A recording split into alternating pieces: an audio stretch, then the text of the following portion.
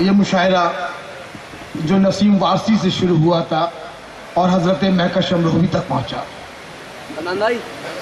میرے لسٹ میں صرف ایک نام اب آپ کی چہیتی شاعرہ کا بچا ہے، لیکن تالیاں بجائیں اس سے پہلے میں یہ کہنا چاہتا ہوں کہ حضرات تسلیم صدیقی کے بعد مراد آباد کمشنری کی اگر نمائندگی کوئی شاعرہ پوری دنیا میں بڑی ذمہ داری کے ساتھ کر رہی ہے تو وہ شہر جگر کی نہیں بلکہ اس مراد آباد کمشنری امروہہ کی نئی نسل کی شاعرہ نکہت امروہوی ہیں. تالیوں سے خیر مقدم کیجیے محترمہ نکہت امروہوی.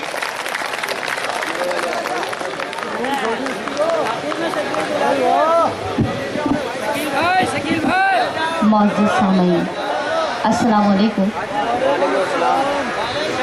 آج پتہ نہیں کیوں بے حد افسوس ہو رہا ہے مجھے، کیونکہ اب سے 2 سال پہلے جو میں نے مشاعرہ پڑھا تھا شاید ہی کوئی کرسی ایسی ہو کہ جو کہ خالی ہو، اور اس میں تمام میرے سینئر شعراء، میرے جونیئر، نئی نسل کے شعراء، مجھے یوں کہنا چاہیے کہ ہاں کہ کشش وارسی نئی نسل کے امام ہیں.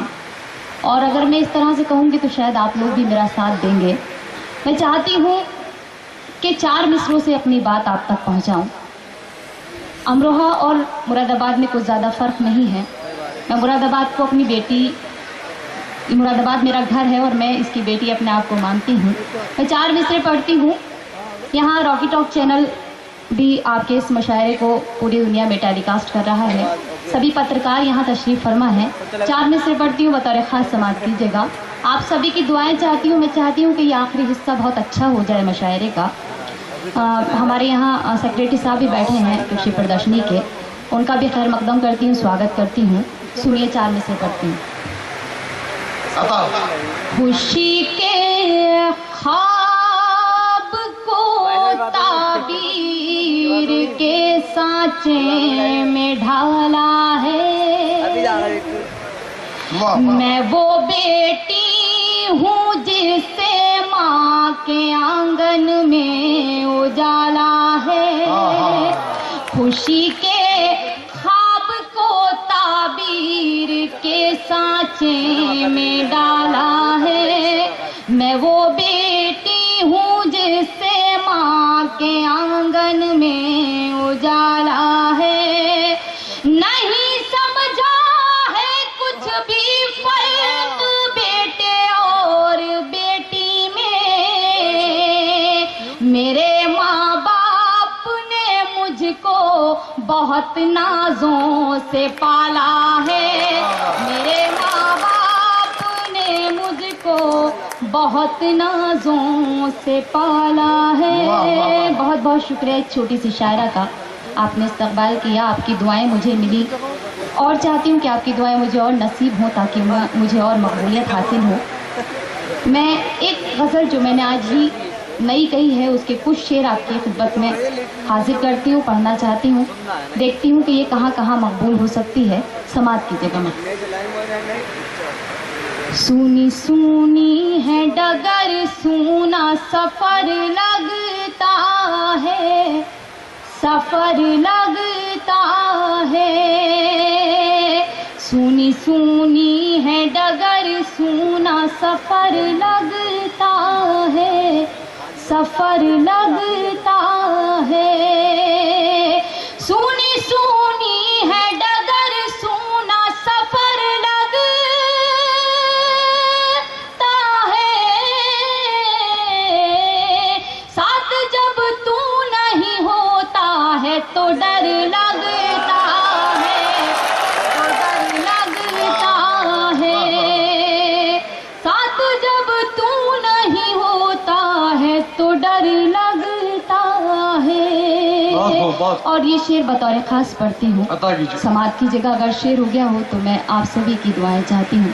بے شک میں نے جیسے کہا کہ واقعی آپ لوگ میرا آئینہ ہے میری شاعری کا، اور میں بہت چھوٹی سی شاعرہ ہوں. آپ کی دعاؤں کے سبب اپنا سفر طے کر رہی ہوں. سماعت کیجیے یہ شعر کہ میرے اللہ نے بخشی ہے جو شہرت مجھ کو، کیا کہنے، جو شہرت مجھ کو میرے اللہ نے بخشی ہے جو شہرت مجھ کو یہ بزرگوں کی دعاؤں کا اثر لگتا ہے اثر لگتا ہے یہ بزرگوں کی دعاؤں کا اثر لگتا ہے اور پھر غزل کا شعر پڑھتی ہوں کہ انتہا پیار کی ہے یا ہے میرا پاگل پن میرا پاگل پن کیا کہنے انتہا پیار کی ہے یا ہے میرا پاگل پن اس کا ہر عیب مجھے اب بھی ہنر لگتا ہے ہنر لگتا ہے اس کا ہر عیب مجھے اب بھی ہنر لگتا ہے ہنر لگتا ہے اور زندگی تو نے دیے ہیں مجھے کچھ ایسے فریب زندگی تو نے دیے ہیں مجھے کچھ ایسے فریب آئینہ سامنے ہوتا ہے تو ڈر لگتا ہے تو ڈر لگتا ہے آئینہ سامنے ہوتا ہے تو ڈر لگتا ہے اور ایک ماں باپ ہم تو اس کی شاخیں ہیں صحیح معنوں میں اگر دیکھا جائے تو ہمارے ماں باپ ہی ہمیں سینچ کر کہیں سے کہیں تک ایک پودا بناتے ہیں اس پہ پھل آتے ہیں میں یہ شعر پڑھتی ہوں اگر شعر ہو گیا ہو تو بنا اصلاحی غزل ہے میں چاہتی ہوں کہ آپ سب بتائیے گا کہ شعر کیسا ہوا ہے میں نے بچپن جو گزارا ہے تیری چھاؤں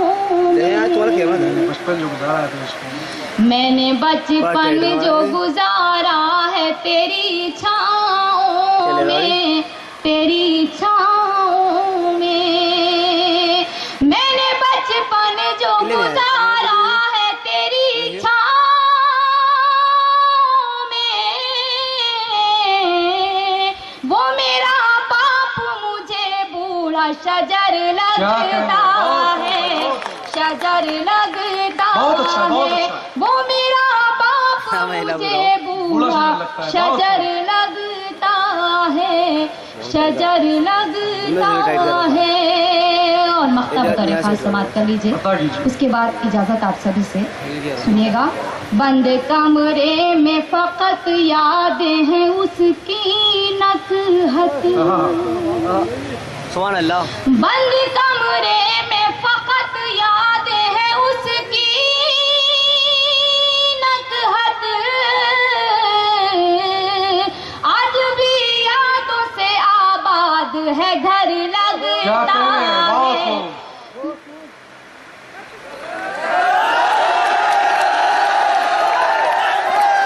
میں محترمہ نکتم روحی صاحبہ سے میں 4 مصروں کے ساتھ گزارش کروں گا کہ